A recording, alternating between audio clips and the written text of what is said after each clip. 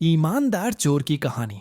हरे भरे पहाड़ों और साफ बहती नदी के बीच बसा एक शांत गांव था, सूरजपुर। इस गांव में रघु नाम का एक युवक रहता था। उसके माता पिता का बचपन में ही देहांत हो गया था और वह अकेला ही अपनी छोटी सी झोपड़ी में रहता था। रघु लकड़ियां काटकर बाजार में बेचता था और उसी से अपना गुजारा करता था। गांव की गलत सोच। रघु के बारे में गांव के लोग अच्छी राय नहीं रखते थे। वह रात को जंगल से देर से लौटता था, कपड़े मैले रहते थे और उसके पास ज्यादा दोस्त भी नहीं थे। लोगों को क्या चाहिए था? बस शक का एक बहाना। जब भी गांव में कुछ गायब होता, किसी का मुर्गा, किसी की चप्पल, किसी का औजार, लोग सीधा कहते, यही करेगा, रघु चोर है। रघु यह सब सुनता लेकिन कुछ नहीं कहता। उसके भीतर दर्द था पर गुस्सा नहीं। वह जानता था कि सच एक न एक दिन सामने आएगा। बारिश वाली रात। एक रात तेज बारिश हो रही थी। आसमान में बिजली कड़क रही थी। रघु जंगल से वापस आ रहा था कि उसे रास्ते में कीचड़ में पड़ा एक काला चमचमाता पर्स दिखाई दिया।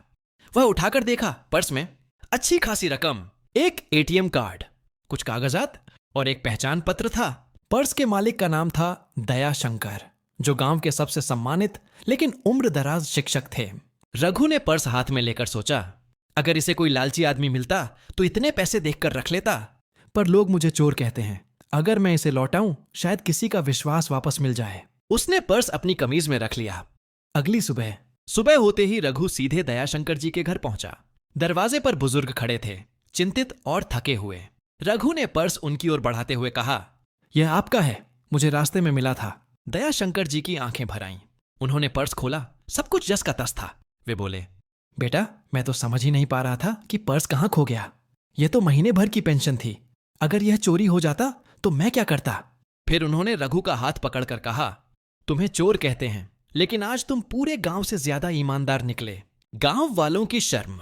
दयाशंकर जी ने पूरे गांव को बुलाया और सबके सामने बोले, जिसे तुम चोर कहते थे वह सबसे ईमानदार इंसान है। गांव के लोग शर्म से सिर झुकाकर खड़े थे। किसी ने कहा, हमने बिना जाने बिना समझे इस पर आरोप लगा दिए।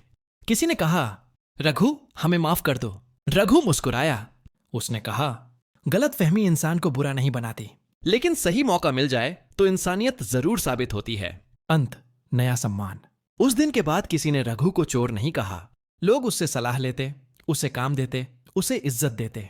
रघु वही साधारण रघु था, पर अब लोग बदल गए थे और धीरे धीरे सूरजपुर में रघु का नाम ईमानदार रघु पड़ गया। इसी तरह की और वीडियो के लिए हमारे चैनल को सब्सक्राइब करें। धन्यवाद पूरा वीडियो देखने के लिए।